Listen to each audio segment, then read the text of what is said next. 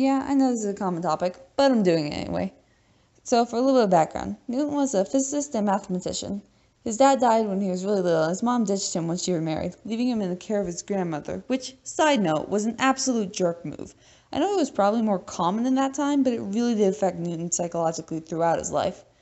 And then, when he was 12, she came back after her second husband died with 3 children from the second marriage.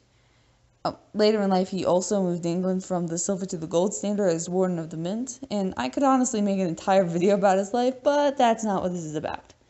So let's get to his first law. Newton's first law states that a body at rest will stay at rest, and a body in motion will stay in motion unless acted upon by an external force. Basically, things won't change unless something makes them. Kind of like people. I'm a cynic. By the way, in case you were wondering why, if you push a ball, it will not keep rolling forever, regardless if it hits something or not, that's because friction is still considered an external force. Now Newton's second law. Say it together, everyone. F equals ma. It's like the mantra of physics, or so my physics teacher likes to call it.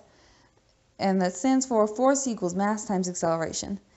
Technically, it's the sum of forces equals mass times acceleration, but F equals ma is catchier. I guess you could say sigma F equals ma, which I personally like, but most people tend to want to slam their heads into a desk once you start involving the Greek alphabet, so you can keep it however you want. This is the law you're most often going to use on homework and in general physics problems, so.